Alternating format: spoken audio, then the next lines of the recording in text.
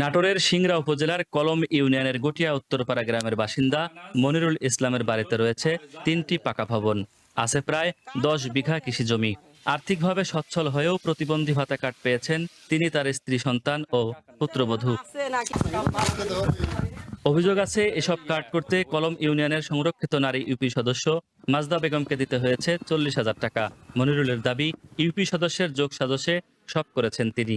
আমি একটা ৩ আর আমার মা, এই ৪ কাঠ বাবদ আমি ওই একটা ওয়ার্ডরোব, একটা কেবিন বক্স 2টি বানিয়ে দিছি।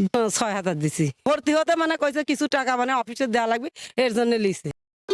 ভবিষ্যৎ হোক নিরাপদ, বিনিয়োগ হোক বিশ্বস্ত, আর আমার পছন্দ সল্ট বে।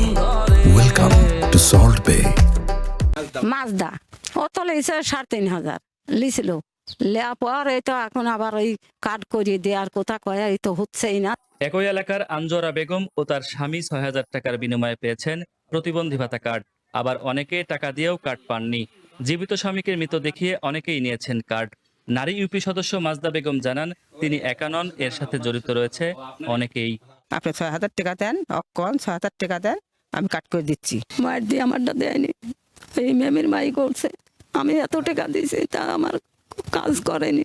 বেশি আছে টাকা পাই ৩ বছর ৬ মাস ৩ মাস পর পর। ভালো ভালো মানুষ এইসব প্রতিবন্ধী কার্ড করলে এগুলো যাচাই বাছাই করা দরকার। সব এটা বাংলাদেশ ছড়িয়ে হারুন কিছুই করে না, অন্য মানুষ করে না। কার্ড আছে সরকারি ঘরে বসে আছে, গাদি গাদি কার্ড, বুঝছেন? তাহলে মাছ ধরতে সব দিচ্ছে। সিংহের সমাজসেবা অফিসে যেতে হয়, সেইখানে গেলে তার কাগজ দেখে এবং তার ওইখানে পরীক্ষা নিরীক্ষার কাগজ দেখে, ওখান থেকে যদি হয় উনিরা স্বাক্ষর দিবে। এই কার্ড এক্সেস কেউ তৈরি করার মতো ক্ষমতা নাই, বা কেউ চাইলেও পাবে না। এদিকে সমাজসেবা অফিস জানায়, যাচাই বাছাই কমিটির সুপারিশের ভিত্তিতে দেওয়া হয়েছে কার্ড। আর উপজেলা নির্বাহী কর্মকর্তা জানান, অনিয়ম পাওয়া গেলে এসব কার্ড বাতিল করা হবে।